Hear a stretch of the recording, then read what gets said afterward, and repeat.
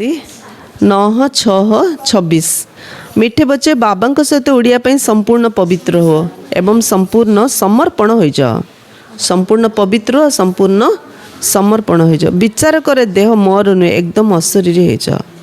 ए देह मोर नुह पूरा अशरीर होइचियार अछि। प्रश्न उच्च लक्ष्य रे पहुँचिया ପାଇଁ तुम भितरु केउ भय दूर हो जा दरकार। उच्च लक्ष्य रे पहुँचिया ପାଇଁ आम भितरु को भय दूर हो जा दरकार। उत्तर केतेक संतान मायर तोफान को बहुत भय करछन कहछन बाबा मायर तोफान बहुत हैरान करछि तेणु ताको अटकई दियो। बाबा कहछन पिला माने एहा तो मुष्टि युद्ध अटे। पिलाने कहछन्ती एडा तो मुष्टि युद्ध अटे। दुनियार मुष्टि युद्ध मध्य एभली हुएनी जे केवल गोटे पटरु आक्रमण होतियो। जणे जदि 10 चापुड़ा मारियो तेबे आउ जणे 5टा निश्चित मारियो। सेथि तुमको डरिबार नाही। महावीर होई विजयी हेबाकू पड़िबो। मु आत्मा महावीर मु आत्मा विजयी एटा मु अभ्यास करियार अछि। माया को डरिया को हबनी तेबे जाई निजर उच्च लक्ष्य रे पहुँची पारे। मु विजयी आत्मा ना मु महावीर आत्मा ना ए सोमान रे रहिला आमे उच्च लक्ष्य स्थल रे हमरो पहुँची पारे। महावीर हनुमान को केते समस्या आस्तिला हेले मध्य से सब जाग ऊपर विजय प्राप्त। हाँ तो महावीर हनुमान परि आमको सब तूफान पर विजय प्राप्त कर डरी आगु हबनी। गीत अच्छी दर पर आए हैं कसम लेके। ओम शांति। पिला माने गीत शुणिले निश्चित गीत रे कौन सी रहस्य भरी रही से रेकर्ड किणी बाबा बसी यार अर्थ बुझाऊँ। यह कह जाए दी थाउ थाउ मरी बाबांकर हेबा कौन भी हेले मो बाबा हाथ छाड़ीनी ता अर्थ मु जी थाउ थाउ बाबांक ऊपर मरिया। बाबांकर हेबा परे शिक्षकंकर हेबा शिक्षकंक परे पुणी अधिकांश गुरु करथांती। ख्रीस्टियान मानकर मध्य संतान जन्म हेबा मात्रे ताको ख्रीष्ट धर्मर दीक्षित करैथांती। पिलांकु नै गुरुंको कोଳରେ ଦେଇଥାନ୍ତି। पुणी पाद्री हुअन्ती अथवा केही भी हुअन्तु पाद्री तो ख्रीष्ट नुहंती कहती तांको नाम रे आमे ख्रीस्टियान होछु। हिंदू धर्म रे एमदी नै ना जन्म हेले ताको क गुरुंको पाखरे दीक्षा नबा किंतु अन्य धर्म रे एमदी होछि। हेले बाबा कहले से पाद्री रो कोळକୁ देले ना कोन ख्रीष्ट जीशु ख्रीष्ट को देले कि किंतु ख्रीस्टियान धर्म को से ट्रांसफर है माने ताको ख्रीस्टियान धर्म स्टाम्प लगिगला। एबे तुम्हें संतान माने प्रथम बाबांकर होच से जमती जन्म होला पाद्री रो कोळକୁ दे ख्रीस्टियान करदेले। एबे आमे बाबा रहले माने आमे बे कोन करियार अछि अशरीरी तांकर धर्म बदलौचंती। आम कोन करियार अछि अभिमान को बदलायार अछि। देह अभिमान को बदलैगिरी निजको आत्मनिश्चय करियार अछि। एबे तुम्हें संतान माने प्रथम बाबांकर होच अशरीरी होच। आमर शरीर मन धन जहाँ किछि अछि ता बाबांको अर्पण करूछु। जीव दशारु मरुछु अर्थात आमे आत्मा तांकर होछु। एक कथा बुद्धि रे रहिबा उचित। जहाँ भी वस्तु शरीर धन दौलत संबंध आदि अछि से सबू को भूली जाउछु। मृत्यु पर सब किछि भूली जाइता है ना नहीं कि बाबांगर हेलु माने जहाँ भी अच्छे आम पाखे स्थूल जिनस गत जन्म में कौन थी आम मन अच्छी कि आमर किए थिला आमे कार थिले आमर कौन प्रॉपर्टी थिला किछि मन नाई। सेमती गत जन्मर कथा एबे मन नाई। ए जन्म रे बंची थाउ थाउ जेमती आमे ए जन्मर मरीगले ए जन्मर प्रॉपर्टी घर परिवार कोठी हेले मोह रखिया को हबनी। एबे गोटे अभ्यास करियर कौन मु आत्मा मु अशरीरी आत्मा अशरीरी पितांकर संतान परमात्मा मध्य अशरीरी मु मध्य अशरीरी एटा हमको बहुत प्रैक्टिस करियार अछि। कि बुद्धि रो सब भूल अली बाबा कहछन बाकी सब छाड़ी गिरी आमे मरी जाउने ना। आत्मा संपूर्ण पवित्र होइनी जदियो बाबांकर होइच किंतु बाबा कहछन्ती तुमर आत्मा अपवित्र अटे। आत्मार डेणा कटि जाइछि। एबे आत्मा उड़ी पारिबो नाही नहीं कि पतित आत्मा डेणा कटि आत्मा पतित होला माने डेणा कटिगला। बाबा मन पड़ना बाबा घर को आम बुद्धि रे जाई पारना। तम प्रधान होइतिबा कारण जड़े हेले भी मनुष्य घर को फेरी जाई पारिबे नाही। माया संपूर्ण भावे डेणा भांगी देइछि। माया डेणा हमर भांगी देइछि। तळे छटपट होउछन्ते डेणा लागिले उड़ी पळैया को डेणा लगेया ज्ञान और जोगर जदि डेणा लगेइबा ताहले केते पहाड़ थाउ समुद्र थाउ उड़ी उड़ी पळैया। आ डेणा न लगेले पहाड़ आसियो समुद्र आसियो जंगल आसियो गछ आसियो केते चाली चाली गुरुंडी गुरुंडी जीव ରୋଡ଼ରେ ପୋକ ଯାଆ କିନ୍ତୁ ଯାଉନାହାନ୍ତି, ପୋକ ଯାଆ ଯାଉନଥାଉଛନ୍ତି ରୋଡ଼ରେ। ଏବେ ବେଶୀ ପୋକ ସେ ରାସ୍ତା କଡ଼ରୁ ରୋଡ଼ରେ ଚାଲିଥାଉଛନ୍ତି। ଯଦି ପୋକ ଭଳିଆ ଚାଲିଗଲେ କେବେ ଯିବ ପରମଧାମକୁ? ପକ୍ଷୀ ଭଳିଆ ଉଡ଼ିଲେ ସିନା ଯିବା ଆମେ।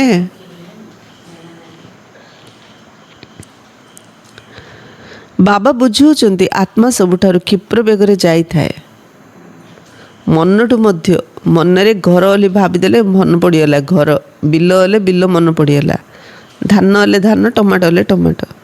ତାଠୁ ଆହୁରି ସ୍ପିଡ଼ ଆତ୍ମା ଯାଉଛି, ମାନେ କେତେ ସ୍ପିଡ଼। ହେଲେ ଦେହ ବୋଲି ଭାବିଲେ ସେ ରୋଡ଼ର ପୋକ ପରି ଚାଲୁଛନ୍ତି।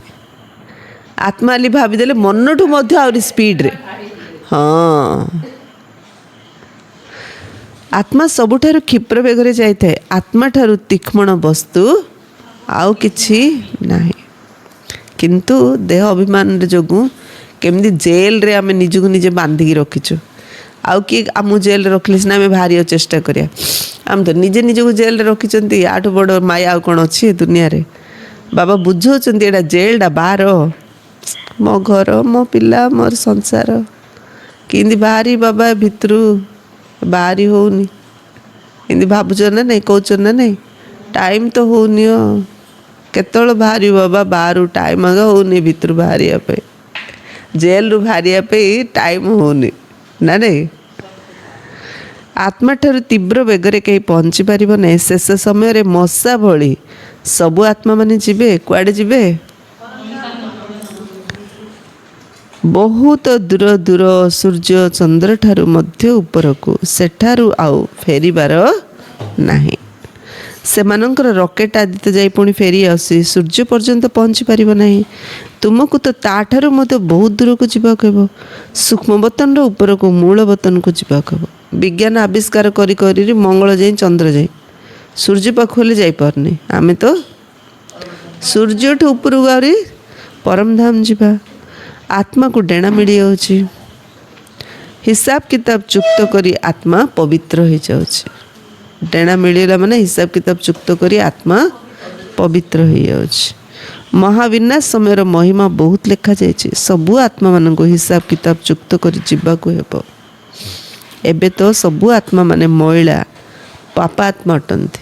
ସବୁ ଆତ୍ମାମାନେ ମଇଳା, ପାପ ଆତ୍ମା ଅଟନ୍ତି। ଯଦିଓ ବଡ଼ ବଡ଼ ଗୁରୁ, ସାଧୁ, ସନ୍ନ୍ୟାସୀ ଆଦି ଅଛନ୍ତି, ଭାବୁଛନ୍ତି ଯେ ଆମେ ହେଲୁ ଗୁରୁ। ଅହମ୍ ବ୍ରହ୍ମସ୍ମି, ମୁଁ ଆଗା ବ୍ରହ୍ମ ବୋଲି କହିଦେଲେ ଆମେ ବ୍ରହ୍ମରେ ପହଞ୍ଚି ଯାଉଛୁ। ଏବେ ସେମାନେ ସୃଷ୍ଟିରେ ବସିଛନ୍ତି, ପୁଣି ବ୍ରହ୍ମରେ କିପରି ପହଞ୍ଚନ୍ତି? ଏବେ ତୁମେ ଜାଣୁଛ ଆମେ ଆତ୍ମାମାନେ ବ୍ରହ୍ମଲୋକ ନିବାସୀ। ଆମେ ବ୍ରହ୍ମରେ ପହଞ୍ଚି ଯାଉନୁ, ଆମେ ବ୍ରହ୍ମଲୋକରୁ ଆସିଥିଲେ, କିନ୍ତୁ ଏବେ ସେଠାକୁ କେହି ବି ଯାଇପାରିବେ ନାହିଁ। ସବୁ ଆତ୍ମାମାନେ ଏଠାରେ ପୁନର୍ଜନ୍ମ ନେଉଛନ୍ତି। ଏହା ବେହଦର ଡ୍ରାମା ଅଟେ। ଡ୍ରାମା ବୋଲି ଭାବୁନେ ନା, ସେଥିପାଇଁ ମଜା ନେଇପାରୁନୁ।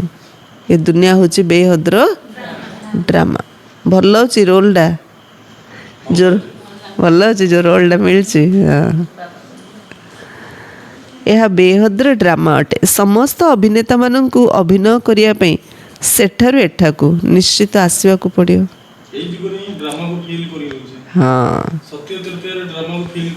ସେ ତ ନଲେଜ ନଥିବ, ସେଥିପାଇଁ ସେ ଡ୍ରାମାର ଏନ୍ଜୟମେଣ୍ଟ କରିପାରିବାନି। ସମସ୍ତ ଅଭିନେତାମାନଙ୍କୁ ଅଭିନୟ କରିବା ପାଇଁ ସେଠାରୁ ଏଠାକୁ ନିଶ୍ଚିତ ଆସିବାକୁ ପଡ଼ିବ। ସମସ୍ତଙ୍କର ଆତ୍ମାମାନେ ରଙ୍ଗମଞ୍ଚ ଉପରକୁ ଆସିଛନ୍ତି। ଯେବେ ବିନାଶର ସମୟ ହୋଇଥାଏ ତ ସମସ୍ତେ ଆସିଯାଇଥାନ୍ତି। ସେଠାରେ ରହି କ'ଣ କରିବେ? ଏବେ ବିନାଶର ସମୟ, ସେଥିପାଇଁ ପରମଧାମ ଖାଲି କରି ସବୁ ଆତ୍ମାମାନେ ତଳକୁ ଆସିଯାଇଛନ୍ତି। ଇଆଡ଼େ ଜନସଂଖ୍ୟା କଣ୍ଟ୍ରୋଲ କଣ୍ଟ୍ରୋଲ କଣ୍ଟ୍ରୋଲ, ସିଆଡ଼େ ଜନସଂଖ୍ୟା ଦେଖିଲା ବେଳକୁ ଗୋଟେ ପୁଅ ଗୋଟେ ଝିଅ, କିନ୍ତୁ ଜନସଂଖ୍ୟା ତ ବଢ଼ି ବଢ଼ି ଯାଉଛି, କାହିଁକିନା ପରମଧାମ ସବୁ ଖାଲି ହେଉଛି। ଅଭିନେତା ଅଭିନୟ କରିବା ବିନା ଘରେ ବସି ରହିପାରିବ ନାହିଁ, ନାଇଁ କି? ଛୋଟ ଛୋଟ ପିଲା ଯାଇ ଗୀତ ବାଜିଲା ନା କେମିତି ଡ୍ୟାନ୍ସ କରୁଛନ୍ତି, ଆଉ ଟିକେ ରହୁନାହାନ୍ତି, ନାଇଁ କି? ଆମେ ଯେ ଡ୍ୟାନ୍ସ କରିଲେ ବଡ଼ ହେଇଲେ ଟିକେ ସଙ୍କୋଚ ଲାଗୁଛି, ଯେ କରୁନି କେବେ, ଆଜି କରୁଛନ୍ତି ତ କରୁଛନ୍ତି। ସେମିତି ପରମଧାମରେ ଯେ ଆତ୍ମା ଯାକ ଅଛନ୍ତି, ଏବେ ଲାଷ୍ଟ ସମୟ ହେଲାଣି ତ ସବୁ ଯାକ ତଳୁ ଧଡ଼ ଧଡ଼ ଧଡ଼ ଧଡ଼ ଆସୁଛନ୍ତି। କାହିଁକି? ଅଭିନୟ କରିବେ, ଆକ୍ଟର ମାନେ ନା, ସବୁ ଅଭିନୟ କରିବେ। ନାଟକରେ ନିଶ୍ଚିତ ଆସିବାକୁ ପଡ଼ିବ। ସେଠାରୁ ଯେତେବେଳେ ସମସ୍ତେ ଚାଲି ଆସୁଛନ୍ତି, ତେବେ ପୁଣି ବାବା ସମସ୍ତଙ୍କୁ नहीं जाउछन्ते। बाबा कहछन जदियो मु एठार अछि तथापि मध्य तेबे भी आत्मा माने ऊपर आसी चलीछन्ते क्रम अनुसार वृद्धि होई चलीछन्ते। पुणी तुमे क्रम अनुसार मध्य जीव तुमर अवस्था उपरे यह आधारित से तुमको मरजिबा हेबाकू पड़िबो। आम अवस्था अनुसार आधारित आम जिते दुनिया वैराग्य भावना आनिबा आम सत्यजुग आरंभ आसिया। आम जिते दुनिया सहित बुद्धि मोह लगे रखिया त्रेता जुग लास्ट जीवा है। आम जिते दुनिया वैराग्य आणिकी बाबार सेवा तन मन धन लगे करिया आम राजापद पाइया। आम वैराग्य आसूचे मात्र सेवा करिया मन टाणुनी आम प्रजापद पाइया। नंबर बार आम जमी पुरुषार्थ करिया सेमती पद आम पाई आम फिक्स करिया सत्य जुगरे हो कि त्रेता जुगरे हो। सेथिपई तुमको मरजिबा हेबाकू पड़िबो। सेठू उच्च पद पाइबा प्रथमे जीवाई ये मले तो से जीवा ना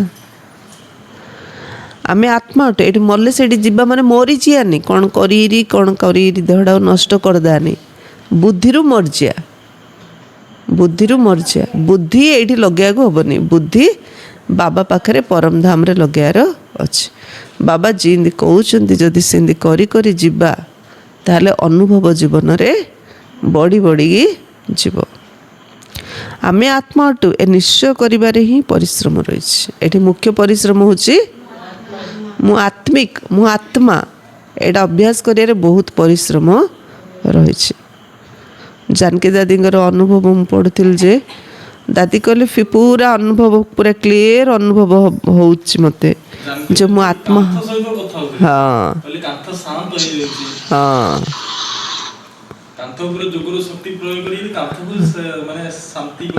कांथ सहित कांथ को कोर्स करोथिले किए नथिए क्लास करिया बेले कांथ को कोर्स करोथिले आत्मज्ञान शुणाउथिले फील करथिले कांथटा जेमती पूरा शांत हो जाउछ। तो बाबा कौन कहते आम आत्मा टू ए निश्चय करिबारे ही परिश्रम रही। दुनिया केतल वैराग्य आसो आत्मा निश्चय कले बाबा सहित स्नेह केतल बढ़ियो आत्मा निश्चय कले ज्ञान जोग धारणा सेवा सबुथिरे मजबूत होगापी परिश्रम रही कौथिरे आत्मा निश्चय करियारे।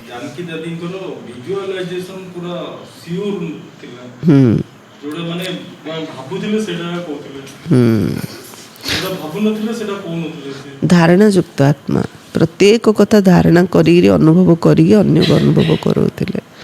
गोटे भी बाबा कहवा कथा मत मिस करिया होबनी कौन कौन करियार अछि अटेंशन दउथिले। तुमर अवस्था उपरे मध्य यह आधारित से तुमको मरजिबा हेबाकू पड़ियो। आम आत्मा अटू ए निश्चय करिबारे ही परिश्रम रही। आम आत्मा अटू ए निश्चय करियारे परिश्रम रही। देखो गुलजार दादी जानकी दादी प्रकाशमणि दादी तीन जन मुख्य दादी। गुलजार दादी बाबांकर रथ होइले पूरा शरीर अभिमान पूरा मुक्त।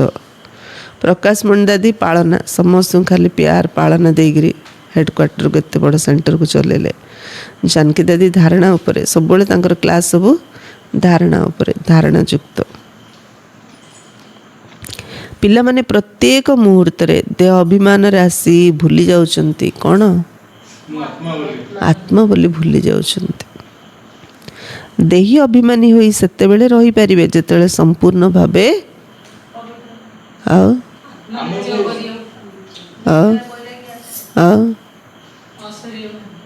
हमको आत्मा बोली परिश्रम करिया पड़े। बाबा को बिल्कुल नहीं बाबा देह अनुनाते जा फले बिल्कुल आत्मा परमात्मा अनुभव करिया दरकार नहीं। से परमात्मा सब आत्मभिमानी स्थिति थाउचंती आम कर पड़चंती आउ किए गुरु आम कर भी पारिएनि हेले ए स्थिति केतବେଳେ ଆସିବ निश्चयर प्रमाण कौन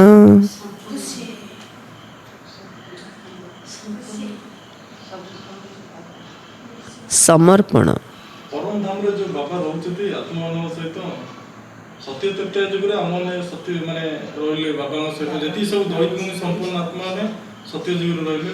बाकी टाइम रे जो अन्य आत्मा माने रहि परम धाम रे सेमान सहित बाबा रहउछथि ना बाबा को स्पेशल जोन रहउछथि बाबा रहउछन्ति पिलान रहउछन मात्र सेठी शरीर नै ना सेथे किछ अनुभव नै। पिला माने ଆତ୍ମା ମାନେ ଯୁଗରେ ଯୋଉ ଦୈବିକ ଗୁଣ ସମ୍ପନ୍ନ ଆତ୍ମା ମାନେ ରହୁଛନ୍ତି ସ୍ୱର୍ଗରେ ବେସିକାଲି ତାପରେ ପରେ ବାପା ତ ପରମ ଧାମରେ ରହିଲେ ତାଙ୍କର ପରମାନେଣ୍ଟ ହାଉସ ସେ ସମୟରେ ଦୁନିଆର ଆତ୍ମା ମାନେ ସେଠି ରହିଥାଉଛନ୍ତି ପରମଧାମରେ ଥାଉଛନ୍ତି ମାତ୍ର କିଛି ଫିଲିଂ ନାହିଁ ସେଠାରେ ବାବାଙ୍କର ଶକ୍ତି ସେମାନଙ୍କ ଉପରେ ନଥାଉଛି ନା ଡ୍ରାମା ନାହିଁ ନା ଡ୍ରାମା ନାହିଁ ନା ସେଥିପାଇଁ କିଛି ଫିଲିଂ ନାହିଁ ଏବେ ଏଠି ଯିଏ ବାବା ଯିଏ ଆମମାନଙ୍କୁ ପରିବର୍ତ୍ତନ କରିବା ପାଇଁ ମୁରଲି ଚଲାଉଛନ୍ତି ଶକ୍ତି ଦଉଛନ୍ତି ସେଠି କିଛି ନାହିଁ ବାବା ଏଇ ପିଲାମାନଙ୍କୁ କିଛି ନା ଶକ୍ତି ନା କିଛି ନାହିଁ କିଛି ନାହିଁ ସେଠି କିଛି ଆବଶ୍ୟକ ନାହିଁ ବାବାର ଛତ୍ର ଛାୟା ତଳେ ତ ସବୁ ଥାଉଛନ୍ତି ଆଉ ସେଠି କ'ଣ ସମସ୍ୟା ଅଛି ନା ଆଉ କ'ଣ ଅଛି ଯେ ସହଯୋଗ ଦେବେ ବାବା ଯେତେବେଳେ ଏଠି ଅଭିନୟ କରି ଆସୁଛୁ ସମସ୍ୟା ଆସୁଛି ବାବା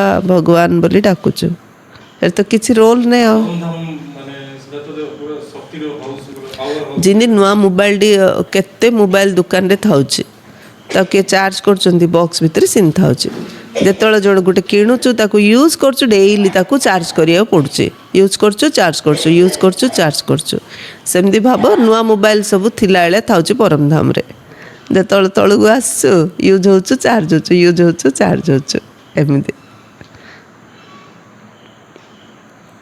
ହେଲେ ମୋବାଇଲ ଥାଇକିରି ଯଦି ୟୁଜ୍ ନ କଲେ ଭ୍ୟାଲ୍ୟୁ କ'ଣ ରହିଲା କି ସେମିତି କଳିଯୁଗ ସରିଲା ଆଡ଼ୁ ଯେତିକି ମୋବାଇଲ ପରମଧାମରେ ଥାଉଛି ସବୁ ତଳୁ ମୋବାଇଲ ମୁଭିଂ ହେଉଛି ୟୁଜ୍ ହେଉଛି ଚାର୍ଜ ହେଉଛି ୟୁଜ୍ ହେଲା ପରେ ସେତେବେଳେ ପରମାତ୍ମା ଆବଶ୍ୟକ ପଡ଼ୁଛନ୍ତି ଚାର୍ଜ ପୁରା ସଟଡାଉନ ହେଇଗଲେ ପୁରା ଚାଲୁ ପରମଧାମ ହଁ ବ୍ୟାଟେରୀ 100% ଚାର୍ଜ ହଁ ସେଥିରେ ଆସିବ ହଁ ତୁମର ଅବସ୍ଥା ଉପରେ ଏହା ଆଧାରିତ ସେଥିପାଇଁ ତୁମକୁ ମର୍ଜିବା ହେବାକୁ ପଡ଼ିବ ଆମେ ଆତ୍ମା ଅଟୁ ଏ ନିଶ୍ଚୟ କରିବାରେ ହିଁ ପରିଶ୍ରମ ରହିଛି ପିଲାମାନେ ପ୍ରତ୍ୟେକ ମୁହୂର୍ତ୍ତରେ ଦେହ ଅଭିମାନରେ ଆସି ଭୁଲି ଯାଉଛନ୍ତି ଦେହୀ ଅଭିମାନୀ ହୋଇ ସେତେବେଳେ ରହିପାରିବେ ଯେତେବେଳେ ସମ୍ପୂର୍ଣ୍ଣ ଭାବେ ଏବେ କହିଲି ଆନ୍ସର ସମର୍ପଣ ହେବେ ଦେହୀ ଅଭିମାନୀ ସେତେବେଳେ ରହିପାରିବେ ଯେତେବେଳେ ସମ୍ପୂର୍ଣ୍ଣ ସମର୍ପଣ ହେବେ ବାବା ଏସବୁ ଆପଣଙ୍କର ଅଟେ ସମର୍ପଣ କାହାକୁ କୁହାଯାଏ ବାବା ଏସବୁ ଆପଣଙ୍କର ଅଟେ ମୁଁ ମଧ୍ୟ ଆପଣଙ୍କର ଏଇ ଦେହ ଯେପରି ମୋର ନୁହଁ ଏହାକୁ ମୁଁ ଛାଡ଼ି ଦେଉଛି ଏ ଦେହ ମଧ୍ୟ ମୋର ନୁହେଁ ଦେହ ମଧ୍ୟ ଆପଣଙ୍କର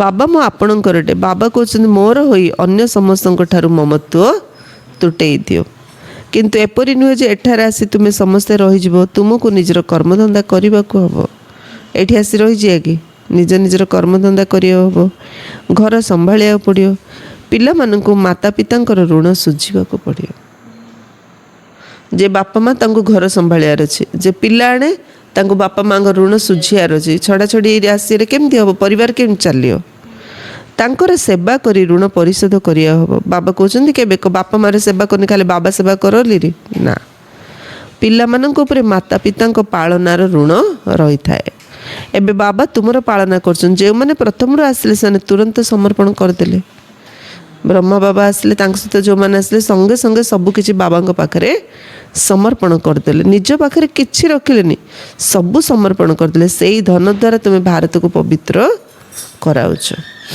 ବ୍ରହ୍ମା ବାବା ତ ନିଜର ସବୁ ସମର୍ପଣ କରିଦେଲେ କିନ୍ତୁ ବ୍ରହ୍ମା ବାବାଙ୍କ ସହିତ ଆହୁରି କେତେ ପରିବାର ନିଜର ସବୁକିଛି ସମର୍ପଣ କରିଦେଲେ ସେଥିପାଇଁ ତ ସଂସ୍ଥା ଏତେ ଦୂର ଚାଲିଛି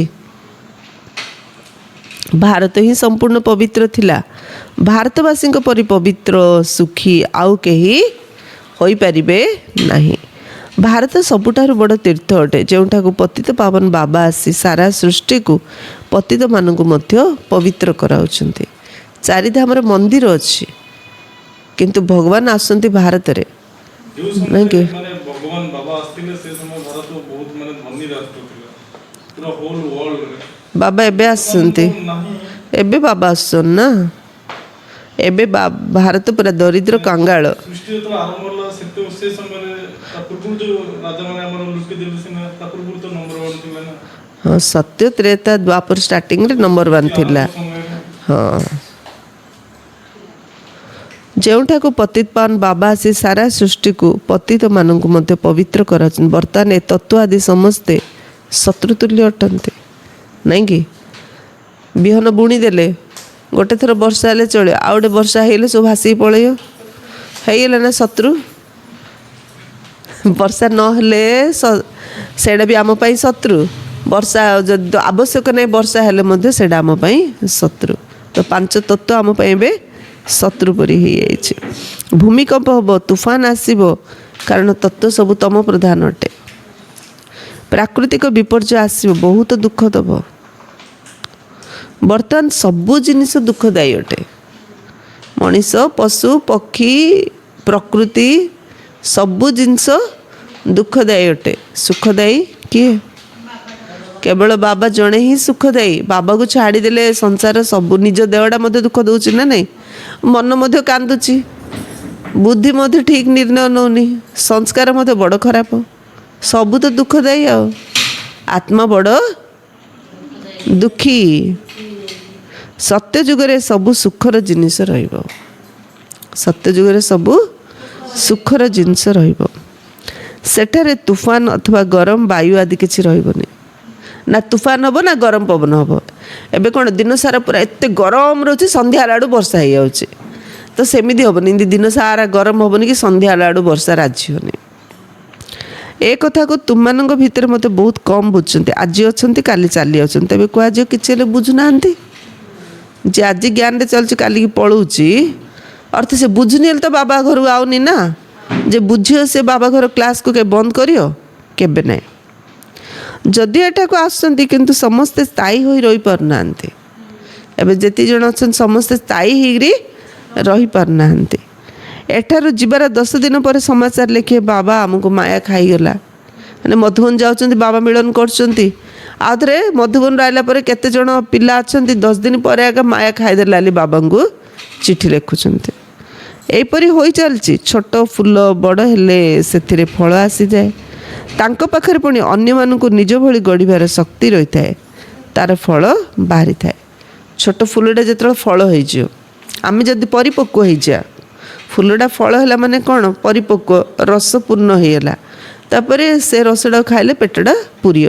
ସେମିତି ଆମେ ଫାଷ୍ଟ ଜ୍ଞାନ ଶୁଣିଲା ବେଳକୁ ଫୁଲ ପରି ହେଇଯାଉଛେ, ତାପରେ ଫଳ ପରି ଯେତେବେଳେ ପରିପକ୍ୱ ହେଇଯିବା, ଆମେ ଅନ୍ୟମାନଙ୍କର ପାଳନା କରିପାରିବା। ଆଉ ଖାଲି ଫୁଲ ହେଲେ ଝଡ଼ିଯିବା। ସେଥିପାଇଁ ସବୁଦିନ ଖାଲି ଫୁଲ ହେଇକି ରହିବାକୁ ପଡ଼େନି, ଫୁଲରୁ ଫଳ ହେବାର ଅଛି। ପରିପକ୍ୱ ହେଇକି ଅନ୍ୟମାନଙ୍କୁ ମଧ୍ୟ ଫଳ ହେଲେ ନା ତାର ମଞ୍ଜି ବାହାରିବ, ସେ ମଞ୍ଜିରୁ ଆଉ ଥରେ ଗୋଟେ ଗଛଟିଏ ହେବ ନା ନାହିଁ? ଅର୍ଥ ଆମେ ଫଳ ପରି ହେଲେ ତ ପାଳନା ଦେଇକରି ଅନ୍ୟକୁ ବାବାଙ୍କର ଆମେ କରେଇ ପାରିବା। ପୁଣି ଅନ୍ୟମାନଙ୍କୁ ନିଜ ଭଳି ଗଢ଼ିବାର ଶକ୍ତି ରହିଥାଏ, ତା'ର ଫଳ ବାହାରିଥାଏ। ଫଳର ଫଳ ବାହାରିବ ନାଇଁ କି? ଫଳରୁ ମଞ୍ଜି ପୋତିଲେ ଆଉ ଥରେ ଗଛ ହେଲେ ଫଳରୁ ଫଳ ବାହାରିଲା, ଫଳରୁ ଫଳ, ଫଳରୁ ଫଳ, ଫଳରୁ ଫଳ। ବାବାଙ୍କର ହୋଇ ପୁଣି ପ୍ରଜା ମଧ୍ୟ ତିଆରି କରିବାକୁ ହେବ। ଖାଲି ପତ୍ର ପରି ଶୁଖିଗଲେ ହେବନି, ମୋତେ ତ ଟିକେ ପାଣି ମିଳିଗଲା, ଟିକେ ଖରା ମିଳିଗଲା, ନାହିଁ। ମୋତେ ତ ଚେର ପରି ହେବାର ଅଛି। ସଂସାରର ରୂପକ ଗଛର ଗୋଟେ ଗୋଟେ ପତ୍ର ରୂପକ ଆତ୍ମାକୁ ମୋତେ ପାଳନା ଦେବାର ଅଛି। ବାବାଙ୍କର ହୋଇ ପୁଣି ପ୍ରଜା ମଧ୍ୟ ତିଆରି କରିବା ହେବ। ଉତ୍ତରାଧିକାରୀ ମଧ୍ୟ ତିଆରି କରିବାକୁ ପଡ଼େ। ପ୍ରଜା ବି ତିଆରି କରିବାର ଅଛି, ଉତ୍ତରାଧିକାରୀ ମଧ୍ୟ ତିଆରି କରିବାର ଅଛି। ଆମେ ଯାଉ ଜ୍ଞାନ ଶୁଣିଦେଲେ, ହଁ କଷ୍ଟମଷ୍ଟେ ପଳେଇ ଆଇଲେ, କଷ୍ଟମଷ୍ଟେ ପୁରୁଷାର୍ଥ କରିଦେଲେ, ସେ ଯାକ ପ୍ରଜା। ଆମକୁ ମଧ୍ୟ ସମର୍ପଣ ବୁଦ୍ଧି ହେବାର ଅଛି। ଯାହାକୁ ଶୁଣଉଛୁ ତାର ବୁଦ୍ଧି ମଧ୍ୟ ବାବା ପାଖରେ ସମର୍ପଣ କରେଇ ଦେବାର ଅଛି। ତାହେଲେ ସେମାନେ ହେଲେ ରାଜା କ୍ୱାଲିଟିର ଉତ୍ତରାଧିକାରୀ ହେବେ। ପଣ୍ଡା ହୋଇ ବାବାଙ୍କ ପାଖକୁ ଆସିଲେ, ବାସ୍ ଆମେ ପହଞ୍ଚିଗଲୁ ନା, ଏ ଲକ୍ଷ୍ୟ ବହୁତ ବଡ଼ ଅଟେ। ଖାଲି ଯାଇକିରି ମଧୁବନ ଗଲେ ବାବା ମିଳନ କରି ପଳେଇ ଆଇଲେ ବଡ଼ ଲକ୍ଷ୍ୟ ନାହିଁ। ବାବା କହିଲେ ସେଇଟା ବଡ଼ ଲକ୍ଷ୍ୟ ନାହିଁ। ବଡ଼ ଲକ୍ଷ୍ୟ କ'ଣ? ସେଇଟା ବଡ଼ ଲକ୍ଷ୍ୟ ନାହିଁ। ବଡ଼ ଲକ୍ଷ୍ୟ କ'ଣ? ରାଜା ପରି ହେବାର ଅଛି, ପରିପକ୍ୱ ହେବାର ଅଛି, ମଜବୁତ ହେବାର ଅଛି। ବାବାର ସବୁ ଶ୍ରୀମତରେ ମୋତେ ଚାଲିବାର ଅଛି। ମୋ ବୁଦ୍ଧିକୁ ବାବାଙ୍କ ପାଖରେ ସମ୍ପୂର୍ଣ୍ଣ ରୂପେ ସମର୍ପଣ କରିବାର ଅଛି। ପଣ୍ଡା ହୋଇ ବାବାଙ୍କ ପାଖକୁ ଆସିଲେ, ବାସ୍ ଆମେ ପହଞ୍ଚିଗଲୁ ନା, ଏ ଲକ୍ଷ୍ୟ ବହୁତ ବଡ଼ ଅଟେ। କହୁଛନ୍ତି ମାୟାର ତୁଫାନ ବହୁତ ଆସୁଛି, ତୁମେ ବାବାଙ୍କର ହୋଇଛ, ତେଣୁ ତୁଫାନ ତ ଆସିବ। କହୁଛନ୍ତି ବାବା ଆମେ ଆପଣଙ୍କର ଥିଲୁ, ଆପଣଙ୍କ ଠାରୁ ସମ୍ପତ୍ତିର ଅଧିକାର ନେଇଥିଲୁ, ପୁଣି ପୁନର୍ଜନ୍ମ ନେଇ 84 ଜନ୍ମ ନେଲୁ, ପୁନର୍ବାର ଆସି ଆପଣଙ୍କର ହୋଇଛୁ। ମୁଁ ତ ଆପଣଙ୍କ ଠାରୁ ସମ୍ପତ୍ତି ନେଇକରି ହିଁ ଛାଡ଼ିବି, ତେଣୁ ଏଭଳି ବାବାଙ୍କୁ ସେହିପରି ମନେ ପକାଇବାକୁ ପଡ଼ିବ ଏବଂ ନିଜ ସମାନ କରାଇ ପ୍ରମାଣ ରୂପୀ ଫଳ ଦେବାକୁ ହେବ। ହେଲା, ନିଜେ ପରିପକ୍ୱ ହେବା ସହିତ ଅନ୍ୟମାନଙ୍କୁ ନିଜ ସମାନ କରିକିରି ଆମେ ସେବାର ଫଳ ଦେବାର ଅଛି, ପ୍ରମାଣ ଦେବାର ଅଛି। ନଚେତ୍ ମାଳା କିପରି ତିଆରି ହେବ? ବାବାଙ୍କର ଉତ୍ତରାଧିକାରୀ କିପରି ତିଆରି କରେଇବ? ବାବାଙ୍କର ଉତ୍ତରାଧିକାରୀ କିପରି ତିଆରି କରେଇବ? ପ୍ରଜା ମଧ୍ୟ ଦରକାର, ଉତ୍ତରାଧିକାରୀ ମଧ୍ୟ ଦରକାର, ଯିଏ ବାବାଙ୍କର ଗଦି ଉପରେ ବସିବ। ବାବାଙ୍କ ପାଖକୁ ବହୁତ ଆସୁଛନ୍ତି, ପୁଣି ଛାଡ଼ପତ୍ର ଦେଇ ଦେଉଛନ୍ତି। କ'ଣ ପାଇଁ? ବୁଦ୍ଧିର ଯୋଗ ତୁଟିଲା, ଖେଳ ଶେଷ। ବାବା ସହିତ ବୁଦ୍ଧି ଯୋଡ଼ିକି ରଖିଲା ଯେ ଉଚ୍ଚ ପଦର ଅଧିକାରୀ ହେବା ପାଇଁ ପୁରୁଷାର୍ଥ ଚାଲୁଛି। ଯେମିତି ବୁଦ୍ଧିର ଯୋଗ ବାବାଠୁ ହଟିଲା, ଏ ଖେଳ ସରିଗଲା।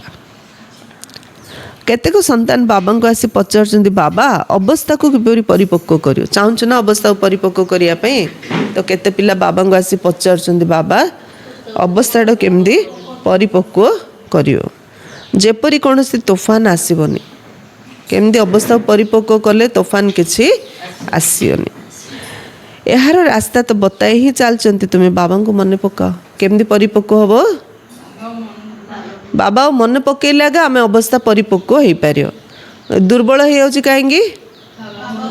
ବସ୍ତୁ, ବୈଭବ, ବ୍ୟକ୍ତି ସବୁ ମନେ ପକେଇଲେ ଫୁଲ ପରି ହେଇଯାଉଛୁ, ନାଇଁ କି? କଣ୍ଟାରେ ଫୁଲ ସିନା ହେଇଗଲେ, କିନ୍ତୁ ପରିପକ୍ୱ ଅବସ୍ଥା ପାଇଁ ଏସବୁ ବୁଦ୍ଧିରୁ ହଟେଇ ବାବାଙ୍କୁ ମନେ ପକେଇଲେ ହିଁ ଆମର ଅବସ୍ଥା ପରିପକ୍ୱ ହେବ। ତୋଫାନ ତ ଆସିବ। ମୁଷ୍ଟି ଯୁଦ୍ଧରେ ଏପରି କେବେ ଦେଖିଛ କି ଜଣେ ହିଁ ଚାପୁଡ଼ା ଖାଇ ଚାଲିଥିବ? ନିଶ୍ଚିତ 2 ଜଣଙ୍କ ପାଖରେ ହିଁ ସାହସ ଥିବ। 5 ଚାପୁଡ଼ା ଯଦି ଜଣେ ଲଗାଇବ, ତେବେ ଅନ୍ୟ ଜଣେ 10ଟା ଲଗାଉଥିବ। ଏହା ମଧ୍ୟ ବକ୍ସିଂ। ବାବାଙ୍କୁ ମନେ ପକେଇଲେ ମାୟା ପଳାଇଯିବ, କିନ୍ତୁ ଏସବୁ ତୁରନ୍ତ ତ ହେବନି। ସେତେବେଳେ ଆଗ ବାବା ଭୁଲିଯା। ରାଗ ଲାଗିଲାଠୁ ବାବା ମନେ ରହୁଛନ୍ତି?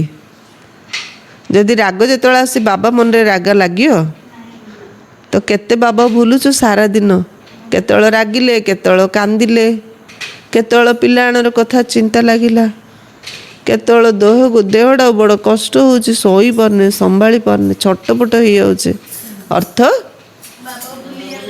ବାବା ୟାଦ ରହୁନାହାନ୍ତି, ନାଇଁ କି? ଦେହ ଅସୁସ୍ଥ ହେଉଛି ମାନେ ଯୋଉଠି ଯାହା ଇଚ୍ଛା ତାହା ଖାଇଲେ ଦେହ ଅସୁସ୍ଥ ହେଉଛି। ହଁ ତାର ଚାପ୍ଟର ଅଲଗା। ହଁ। ବାବାଙ୍କୁ ମନେ ପକାଇଲେ ମାୟା ପଳାଇଯିବ, କିନ୍ତୁ ଏସବୁ ତୁରନ୍ତ ତ ହେବ ନାହିଁ। ମାୟା ସହିତ କୁସ୍ତି ଲଢ଼ିବାକୁ ହେବ। ଏପରି ଭାବନି ଯେ ମାୟା ଚାପୁଡ଼ା ମାରିବନି। ଯେ କେହି ବି ହୁଅନ୍ତୁ ନା କାହିଁକି, ଚାପୁଡ଼ା ତ ଲାଗିବ। ମହାରଥୀ ହେଲେ ମଧ୍ୟ ମାୟା ଛାଡ଼ି ଦେଉଛି? ମାୟା ସମସ୍ତଙ୍କୁ ଢାଇ ଢାଇ ଚାପୁଡ଼ା ବଜାଉଥାଉଛି। କେତେବେଳେ କାହାକୁ ମୂର୍ଚ୍ଛା କରିଦେଉଛି। ତୁ କ୍ଲାସ୍ରେ ବସିଛୁ ପରା, ମାୟା କ'ଣ ଦେଖିଲା ବେଳେ ଚାପୁଡ଼ା ବଜାଉଛି କି? ଭିତରେ ମନକୁ ଗୋଟେ ଚାପୁଡ଼ା ବଜେଇ ଦେଲେ ଆଖି ବନ୍ଦ ହେଇଯାଉଛି। ବାବାର କେଉଁ ପଏଣ୍ଟଟା ମନଟା ଶୁଣିରି ମୁଁ ତ ଏଇଟା କରିପାରୁନି, ବାବା କହୁଛନ୍ତି ଯେ ଆଖି ବନ୍ଦ। ଯେ କରିପାରୁଥିବ ତାକୁ ନଶା ଚଢ଼ୁଥିବ, ଆହୁରି କ'ଣ କରି, ଆହୁରି କେମିତି କରିଗଲିରେ, ନା ନାଇଁ? ଏହା ବହୁତ ବଡ଼ ମୁଷ୍ଟି ଯୁଦ୍ଧ ଅଟେ। ଅନେକ ଡରି ଯାଇଥାନ୍ତି। ମାୟା ଏକଦମ ନାକେ ଦମ କରିଦେଉଛି। କାହାକୁ ଛାଡ଼ୁନି, ସମସ୍ତ ନାକୁ ଭିଡ଼ିକିରି ତଳେ ଘୋଷାଡ଼ି ଦେଉଛି ମାୟା। ଏହା ଯୁଦ୍ଧସ୍ଥଳ ଅଟେ। କେଉଁଠି ବସ? ସମସ୍ତେ ଯୁଦ୍ଧସ୍ଥଳରେ ବସିଛ। ଗୁପ୍ତ ଯୁଦ୍ଧ ଚାଲିଛି ମାୟା ସହିତ। ଦେଖାଯାଉଛି, ଏ ଯୁଦ୍ଧ ଦେଖାଯାଉଛି। ବାବା ଦେଖୁଛନ୍ତି, ଭଉଣୀ ଦେଖୁଛନ୍ତି, ତମମାନେ ଜାଣୁଛ। ତମମାନେ ଜାଣୁନ ହେଲେ ଯେ ଯୁଦ୍ଧ ଲାଗିଛି ମୋର ବେଲିରେ। କି ଶାନ୍ତି ଯୁଦ୍ଧରେ, ଶାନ୍ତି ଲାଗୁଛି ଯୁଦ୍ଧରେ। କ'ଣ? ହଁ,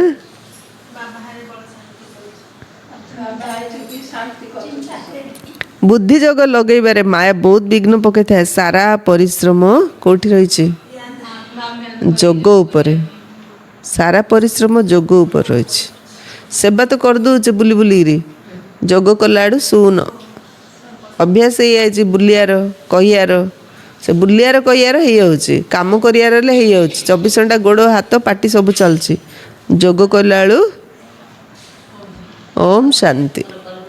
ଯୋଗ କଲାବେଳୁ ପୁରା ଓମ୍ ଶାନ୍ତି। ବାବାଙ୍କୁ ଗଲେ ଏତେ ବଢ଼ିଆ ଓମ୍ ଶାନ୍ତି ଆଉନଥିବ, ନାଇଁ କି? ପୁରା ଶାନ୍ତି। ହଁ, ସାରା ପରିଶ୍ରମ ଯୋଗ କରିବାରେ ରହିଛି। ଯଦିଓ ବାବା କହୁଛନ୍ତି ଯେ ଜ୍ଞାନୀ ଆତ୍ମାମାନେ ପର ପ୍ରିୟ ଅଟନ୍ତି, କିନ୍ତୁ ଏପରି ନୁହେଁ ଯେ କେବଳ ଜ୍ଞାନ ଶୁଣିଲା ବାଲା ପ୍ରିୟ ଅଟନ୍ତି। ସର୍ବପ୍ରଥମେ ତ ପୁରା ଯୋଗ ଦରକାର ହେଲା। ଜ୍ଞାନୀ ଆତ୍ମା ମୋତେ ପ୍ରିୟ, କିନ୍ତୁ ଯୋଗୀ ଆତ୍ମା ମୋ ସମାନ। ଜ୍ଞାନୀ ଆତ୍ମା ବାବାଙ୍କୁ ପ୍ରିୟ, ଯୋଗୀ ଆତ୍ମା ବାବାଙ୍କ ସମାନ ଅଟନ୍ତି। ସର୍ବପ୍ରଥମେ ତ ପୁରା ଯୋଗ ଦରକାର। ବାବାଙ୍କୁ ସ୍ମରଣ କରିବାକୁ ହେବ। ବାବା ମାୟାର ବିଘ୍ନକୁ ଡରିବା ଅନୁଚିତ। ମାୟା କେତେ ବିଘ୍ନ ଆଣୁଛି ଆଣୁ। ମୋ ସାଥିରେ କିଏ ଅଛନ୍ତି? ବାବା ଅଛନ୍ତି। ମୁଁ କିଏ? ଆତ୍ମା। ଆତ୍ମାର ମାୟା କିଛି କରିପାରିବନି। ଆତ୍ମା ସହିତ ପରମାତ୍ମାଙ୍କୁ ଦେଖିଦେଲେ ମାୟା ତ ଦୂରରୁ ପଳେଇ ଆହୁରି। ବିଶ୍ୱର ମାଲିକ ହେଉଛ ନା, ସମସ୍ତେ କ'ଣ ହେବେ? 16,108ର ମାଳା ବହୁତ ବଡ଼। ଅନ୍ତ ସମୟରେ ମାଳା ସମ୍ପୂର୍ଣ୍ଣ ହେବ। ତ୍ରେତା ଯୁଗର ଅନ୍ତ ପର୍ଯ୍ୟନ୍ତ କେତେ ରାଜକୁମାର କୁମାରୀ ଆସିବେ, ଏହାର କିଛି ତ ପ୍ରତୀକ ଅଛି ନା। 8 ଜଣଙ୍କର ମଧ୍ୟ ସ୍ମାରକୀ ଅଛି, 108ର ମଧ୍ୟ ସ୍ମାରକୀ ରହିଛି। ଏହା ଏକଦମ ସଠିକ୍। ଯେଉଁ ମାଳା ସବୁ ଅଛି ତାର ପ୍ରମାଣ। ବାବା କହିଲେ ଏସବୁ ମାଳା ଯେଉଁ ପୁରା ସଠିକ୍। ତ୍ରେତା ଯୁଗର ଶେଷରେ 16,108 ରାଜକୁମାର କୁମାରୀ ହୋଇଥାନ୍ତି। କେତେ ରାଜକୁମାର କୁମାରୀ? ତ୍ରେତା ଯୁଗ ଲାଷ୍ଟ ସୁଦ୍ଧା 16,108। ପ୍ରଥମରୁ ତ ହେବେନି, ପ୍ରଥମେ ଅଳ୍ପ ହୁଅନ୍ତି, ପରେ ପୁଣି ବୃଦ୍ଧି ହୋଇ ଚାଲିଥାଏ। ସେମାନେ ସମସ୍ତେ ଏଇଠାରେ ହିଁ ହୋଇଥାନ୍ତି। ବହୁତ ଭଲ ସୁଯୋଗ, କିନ୍ତୁ ପରିଶ୍ରମ କରିବାକୁ ପଡ଼ିବ। ବାବା ଆସନ୍ତି, କରାଉଛନ୍ତି, କିନ୍ତୁ ଆମକୁ ପରିଶ୍ରମ ତ କରିବାକୁ ପଡ଼ିବ ନା ବହୁତ। ଗୀତରେ ମଧ୍ୟ ଗାଇଥାନ୍ତି, କେବେ ବି ଛାଡ଼ିବୁ ନାହିଁ ମରିଯିବୁ ପଛେ, ବାବା ଏ ଶରୀର ମନ ଧନ ସବୁ ଆପଣଙ୍କର। ଆମେ ଅଶରୀରେ ଆପଣଙ୍କୁ ମନେ ପକାଉଛୁ। ବୁଦ୍ଧି ଯୋଗ ଆପଣଙ୍କ ସହିତ ଲଗାଇବ। ବାବା ପୁଣି କହୁଛନ୍ତି ଏସବୁ କିଛି ତୁମମାନଙ୍କ ପାଇଁ ହିଁ ରହିଛି। ଆମେ ଯେତେବେଳେ ବାବା କହୁଛୁ ବାବା ଏସବୁ ତମର, ଏ ବୁଦ୍ଧି ଯୋଗ ମଧ୍ୟ ତମର, ଏ ଶରୀର ମଧ୍ୟ ତମର। ବାବା କ'ଣ କହୁଛନ୍ତି? ଏସବୁ କିଛି ତମର। ମାନେ କ'ଣ ବାବା ସବୁ ସମର୍ପଣ କର ବୋଲି କହିଲେ କ'ଣ ଘରେ ଯାହା ଅଛି ସବୁ ଆଣି ଆଶ୍ରମରେ ଦେଇଦିଅ ବୋଲି କହୁଛନ୍ତି କି? ବୁଦ୍ଧିଟାକୁ ବାବାଙ୍କ ପାଖରେ ସମର୍ପଣ କର। ପିଲାମାନେ କହୁଛନ୍ତି ଆମର ସବୁ କିଛି ଆପଣଙ୍କର। କୁହାଯାଏ ନା ଏସବୁ ଭଗବାନ ଦେଇଛନ୍ତି। ଏବେ ବାବା କହୁଛନ୍ତି ଏସବୁ କିଛି ବିନାଶ ହେଇଯିବ। ଯିଏ ଦେଇଛି ସେ ଆଗେ କହୁଛନ୍ତି ଏଇଟା ବିନାଶ ହେଇଯିବ। ଯେମିତି ଆମେ କ'ଣ ବି ଜିନିଷଟି କିଣିଥିବା, ସେ ଫ୍ୟାକ୍ଟ୍ରି ସେ ଯେଉଁଠୁ କିଣିଥିବା ସେ କହେ ଏ ଜିନିଷଟା ତ 2 ବର୍ଷ ଲାଷ୍ଟିଂ ଦେବ, ତାପରେ ଏଇଟା ଲାଷ୍ଟିଂ ଦେବନି। ଆଜିକାଲି ଗାଡ଼ି ଯାକ ଏତିକି ବର୍ଷ ଚଲେଇବାର ଅଛି, ନଥିଲେ ସେ ଗାଡ଼ିରୁ ଧୂଆଁ ବାହାରିବ, ସେ ଗାଡ଼ି ଲାଷ୍ଟିଂ ଦେବନି। ଏବେ ସହରମାନଙ୍କର, ଗାଁମାନଙ୍କର କଥା ଅଲଗା। ସହରମାନଙ୍କର ଷ୍ଟ୍ରିଟ୍ ଏତିକି ବର୍ଷ ପରେ ଗାଡ଼ି ତୁମେ ଚଲେଇ ପାରିନି, କେତେ ଗାଡ଼ି ପୋକଡ଼ା ହେଇ ପଡ଼ିଥାଉଛି। ହେଲେ ସେମିତି ବାବା କ'ଣ କହୁଛନ୍ତି? ବିନାଶ ହେଇଯିବ। ମୁଁ ଦେଇଛି ବୋଲି କହୁଥିଲ ନା, ଏବେ ଯେଉଁଟା ମୁଁ ଦେଇଛି ବୋଲି କହୁଛ ସେ ସବୁ ବିନାଶ ହେଇଯିବ। ତୁମ ପାଖରେ କ'ଣ ଅଛି? ସବୁ ବିନାଶ ହେଲେ କ'ଣ ଅଛି? ଶରୀରଟା। ଏ ଶରୀରଟା ହେଲେ ବିନାଶ ହେଇଯିବ। ଶରୀରଟା ଧରି, ଏ ଶରୀରଟା ଯୋଗୁ ନା ଏତେ ଅହଙ୍କାର, ଏତେ ଅଭିମାନ। ବାବା କହିଲେ ସବୁ ବିନାଶ ହେଇଯିବ, ଶରୀର ମଧ୍ୟ ବିନାଶ ହେଇଯିବ। ଏବେ ମୁଁ ତୁମକୁ ପୁଣି ବଦଳ କରିଦେଉଛି। ହେଲେ ବିନାଶ ହେବା ଆଗରୁ ଯଦି ବାବା ସେବାରେ ସଫଳ କରିବା, ତାହେଲେ ବାବା ତା ବଦଳରେ ଆମକୁ ଦେବେ। ଆଉ ଯଦି ବିନାଶରେ ବିନାଶ ହେଇଯିବ, ତା ବଦଳରେ ଆମକୁ କିଛି ହେଲେ ମିଳିବନି। ଏଇଟା ମନେ ରଖ। କେବଳ ବଦଳିଥାନ୍ତି ନା। ତେଣୁ ବାବା କହୁଛନ୍ତି ପିଲାମାନେ ଅଶରୀରୀ ହୁଅ, ମୋତେ ମନେ ପକାଅ। ବୁଦ୍ଧିରୁ ସବୁ କିଛି ଅର୍ପଣ କରିଦିଅ। ରାଜା ହରିଶ୍ଚନ୍ଦ୍ରଙ୍କ କାହାଣୀ ରହିଛି ନା, କହିଲେ ଅମାନତ ରଖିଦିଅ।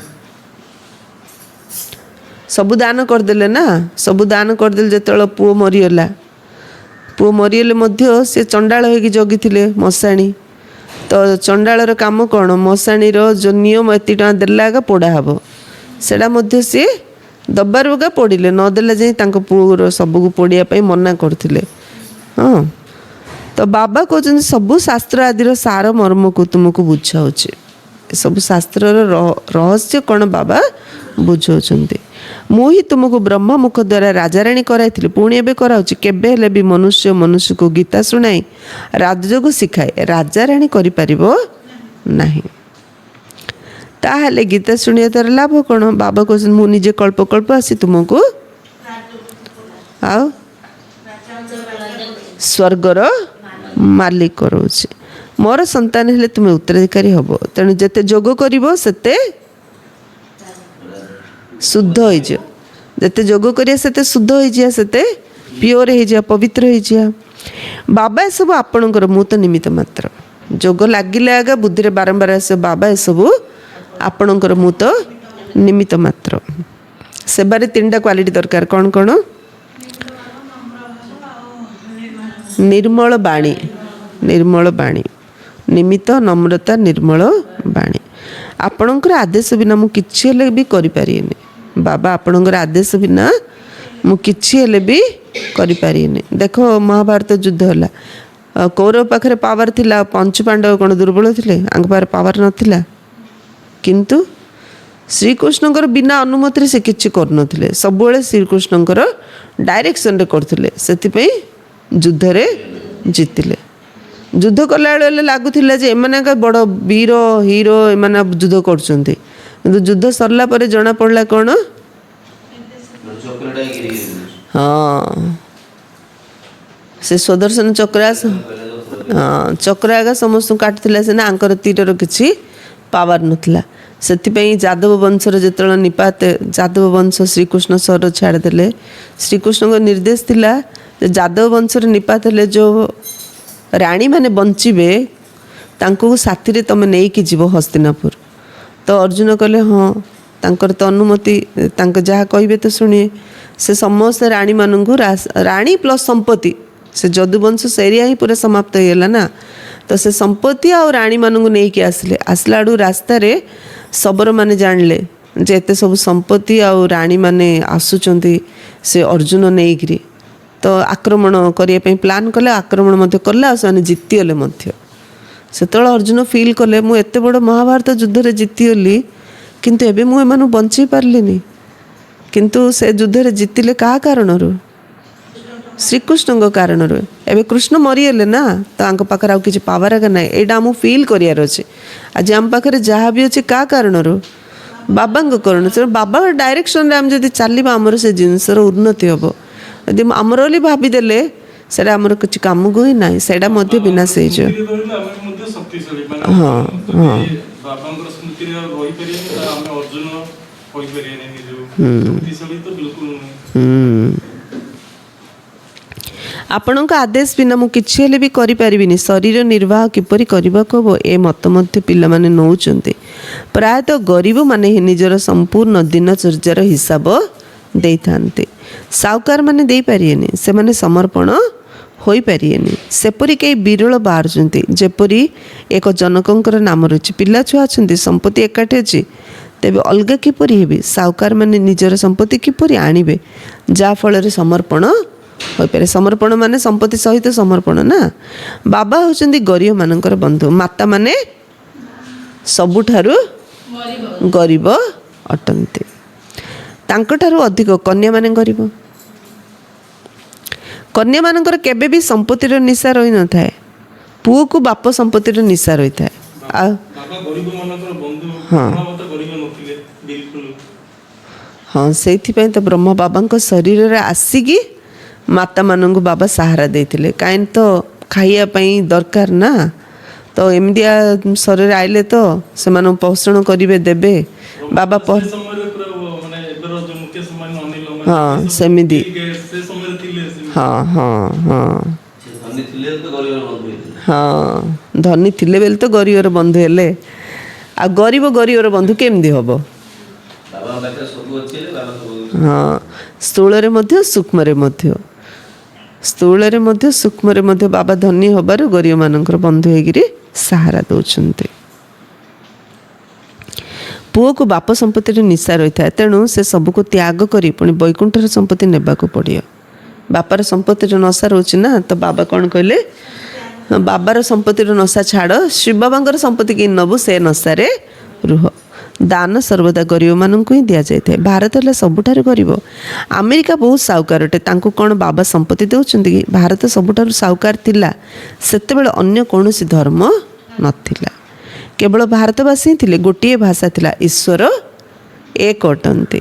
ମୁଁ ଏକ ରାଜ୍ୟ, ଏକ ଧର୍ମ, ଏକ ଭାଷା, ଏକ ରାଜ୍ୟର ସ୍ଥାପନା କରୁଛି। ଈଶ୍ୱର ଏକ, ସେ ଯେଉଁ ସ୍ଥାପନା କରୁଛନ୍ତି ଗୋଟିଏ ରାଜ୍ୟ, ଗୋଟିଏ ଧର୍ମ, ଗୋଟିଏ ଭାଷା। ଏକ ସର୍ବଶକ୍ତି ମାନେ ଏକ ଗଭର୍ଣ୍ଣମେଣ୍ଟ ସ୍ଥାପନା କରୁଛି। ଏକରୁ ପୁଣି 2, 3 ହେବ। ଏବେ କେତେ ଧର୍ମ ରହିଛି? ପୁଣି ନିଶ୍ଚିତ ଗୋଟିଏ ଧର୍ମ ହେବା ଉଚିତ। 5000 ବର୍ଷର କଥା, ଏକ ଧର୍ମ ଥିଲା। ବିଦ୍ୱାନ ମାନେ ସତ୍ୟଯୁଗର ଆୟୁଷ ଲକ୍ଷ ଲକ୍ଷ ବର୍ଷ ବୋଲି ଲେଖିଦେଇଛନ୍ତି। ବୁଝିପାରୁନାହାନ୍ତି ଯେ ସତ୍ୟଯୁଗ କ'ଣ, ଭାବୁଛନ୍ତି ସ୍ୱର୍ଗବାସୀ ହେଲା, ବୋଧହୁଏ ଉପରକୁ ଚାଲିଗଲା, କି ମରିଗଲା ମାନେ ସ୍ୱର୍ଗବାସୀ ହେଲା ମାନେ ସେ ଉପରକୁ ଚାଲିଗଲା। ଦିଲୱାଡ଼ା ମନ୍ଦିରରେ ମଧ୍ୟ ଛାତରେ ସ୍ୱର୍ଗ ଦେଖାଇଛନ୍ତି। ତେଣୁ ମନୁଷ୍ୟ ଦ୍ୱନ୍ଦ୍ୱରେ ପଡ଼ିଯାଉଛନ୍ତି, ବାସ୍ତବରେ ସ୍ୱର୍ଗ ଉପରେ ନାହିଁ, ନାଇଁକି? ତୁମେ ଏବେ ଜାଣିଛ ଆମେ ବାବାଙ୍କ ପାଖକୁ ଯାଇ ପୁଣି ଏଠାକୁ ହିଁ ଆସି ରାଜତ୍ୱ କରିବା।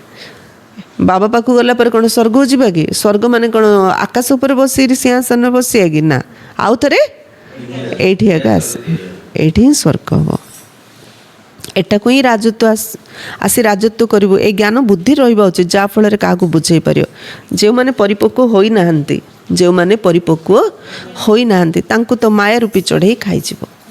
ଗଛରେ ଫଳ ଥାଉଛି ନା, ଛୋଟ ଛୋଟ ଫଳ ଯାଉ ଚଢ଼େଇ କ'ଣ କରିଦେଉଛି, ଖୁମ୍ପି ଖୁମ୍ପିକିରି ଖାଇଦେଉଛି। ପାଚିଲା ହେଲେ ସେଟା ଝଡ଼ି ଯାଉଛି, ମଣିଷ ତାକୁ ତୋଳିକି ଖାଉଛି, କିନ୍ତୁ କଞ୍ଚା ତ ମଣିଷ ଖାଇବନି। ସେ ଭିତରେ କ'ଣ, ସେ ବଡ଼ ହେଲା ଭିତରେ ପକ୍ଷୀ କ'ଣ କରୁଛି, ତାକୁ ଖାଇଦେଉଛି। ସେମିତି ମାୟା ପକ୍ଷୀ କ'ଣ କରୁଛି, ପରିପକ୍ୱ ହେଲା ଭିତରେ ଯେତେବେଳେ ପୁରା ପରିପକ୍ୱ ହେଉଛି କ'ଣ ହେଉଛି, ମୋ ବାବା ହାତ ଛାଡ଼ିନି। କିନ୍ତୁ ପରିପକ୍ୱ ନହେଲେ ଯେ ଟିକେ କ'ଣ ହେଲେ ମାୟା ଆକ୍ରମଣ। ଫାଷ୍ଟ କ୍ଲାସ୍ ବନ୍ଦ କର, ଟାଇମ୍ ହେଉନି, ତାପରେ କ'ଣ ନା ନାଇଁ, ସବୁ କାମ ହେଉଛି ମାତ୍ର କ୍ଲାସ୍ଟା ବନ୍ଦ ହେଉଛି, ଯୋଗଟା ବନ୍ଦ ହେଇଯାଉଛି, ସବୁଆଡ଼େ ଯାଉଛନ୍ତି ମାତ୍ର ମଧୁବନ ଯିବା ପାଇଁ ସୁବିଧା ହେଉନି। ହେଲେ ଏସବୁ ମାୟା ନା ନାହିଁ, ଆହୁରି କଞ୍ଚା ଅଛୁ। ସେଥିପାଇଁ ମାୟା ପକ୍ଷୀ କ'ଣ କରୁଛି, ମଝିରେ ମଝିରେ ଖୁମ୍ପି ଦେଉଛି। ଯେଉଁମାନେ ପରିପକ୍ୱ ହୋଇନାହାନ୍ତି ତାଙ୍କୁ ତ ମାୟା ରୂପୀ ଚଢ଼େଇ ଖାଇଯିବ। ସେଥିପାଇଁ ଫଟୋ ମଧ୍ୟ ମଗାଯାଉଛି, ରେଜିଷ୍ଟର ରଖାଯାଉଛି।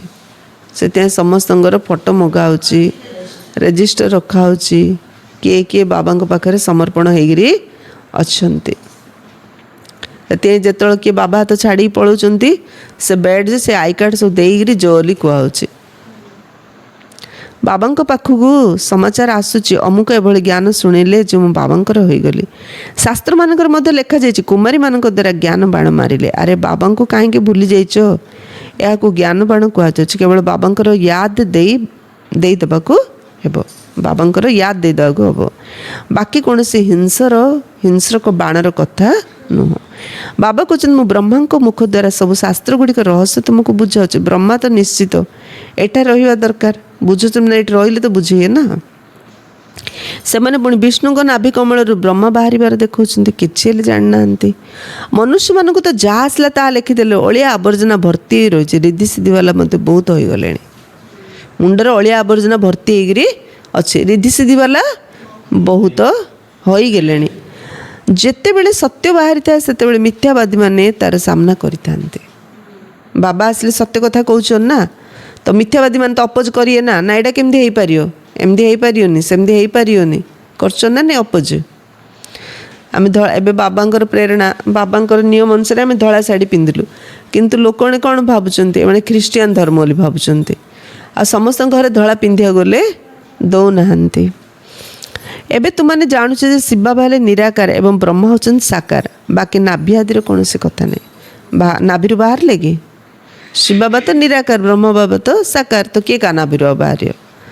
अच्छा, मीठे मीठे सिकिलधे बच्चों प्रति माता पिता बाप दादा का याद प्यार और गुड मॉर्निंग। रूहानी बाप की रूहानी बच्चों को नमस्ते। हम रूहानी बच्चों की रूहानी बाप दादा को याद प्यार गुड मॉर्निंग, नमस्ते नमस्ते नमस्ते। सदा रहो हंसते हंसते, बन जाएंगे फरिश्ते, फरिश्ते कभी किसी में नहीं फंसते, सुखी रहंतु समझते।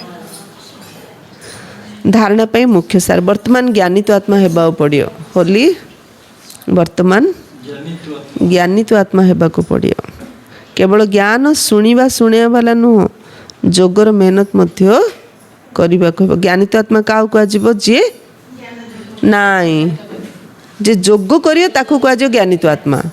खाली शुणिकी शुणीदेले हेनी, जे जोग कर कह ज्ञानी तो आत्मा। अशरीर स्थिति रे रही अशरीर बाबा को स्मरण करने को हम। जोग ज्ञानी तो आत्मा क्या कह जार जोग लगे। जोग कौन करियो, निजे अशरीर आत्मा होगी अशरीर बाबा को मन पकेयार अच्छी। सेकेंड, बाबांकर होई अन्य सब कथार मोह तुटी देवाक हम है।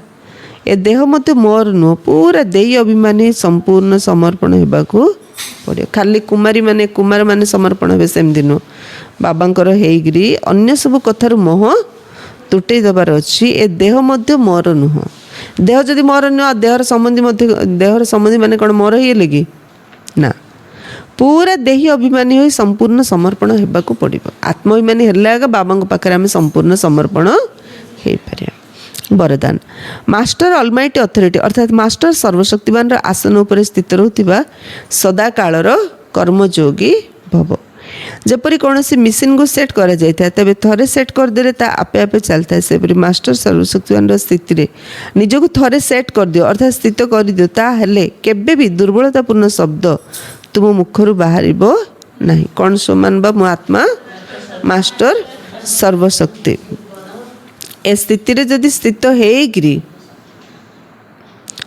आम कौन करिया जहाँ भी करिबा हमर दुर्बलता सब समाप्त हो मुखर गोटे शब्द बाहर कौन बाहर कौन बाहर प्रत्येक संकल्प प्रत्येक शब्द बा कर्म से स्थिति अनुरूप को आपे आपे हो चलो आम जमी बाबा सामान हम आम स्थिति अनुसार सब कम आपे आपे हो चलो यही सेटिंग तुमको सहजर एवं सदाकाल कर्मयोगी निरंतर निर्विकल समाधि रोकवा सहजयोगी करदेव एटा गोटे सेटिंग नहीं कि सेटिंग कौन मु आत्मा मास्टर सर्वशक्तिमान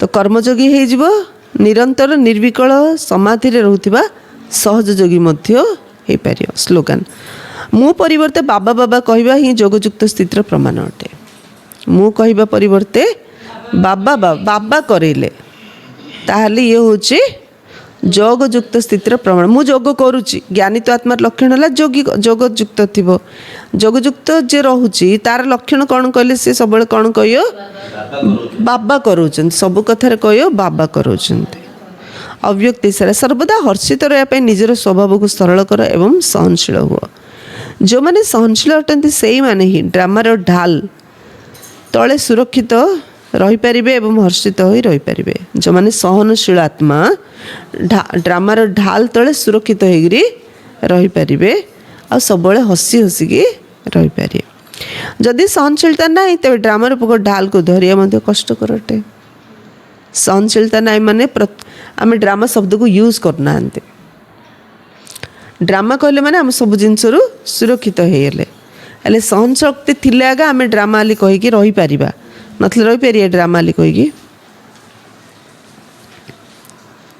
जदि सहनशीलता नहीं तेज ड्रामा रूपक ढाल को धरिया मध्य कष्टकर अटे ए समय जहाँ भी सब कर्मधंदा करुच से सर्वदा करी कराउथिया बाबांकर स्मृति रही था जहाँ भी कर्मधंदा करुच सर्वदा करी कराउथिया वाला किए सर्वदा बाबा एटा मन रखिया कराइबा वाला बाबा अटंती करिया वाला मु निमित्त अटे जदि एक कथा को स्मृति रखी कर्म करिबो तेबे अनुभव हो जपरि साक्षी द्रष्टा होई अनुभव करछ कराइया वाला बाबा करिया वाला मु जदि एक कथा को मन रखी आमे करिबा कर्म ताले साक्षी द्रष्टा होई आमे अनुभव करि पारिया अच्छा ओम शांति।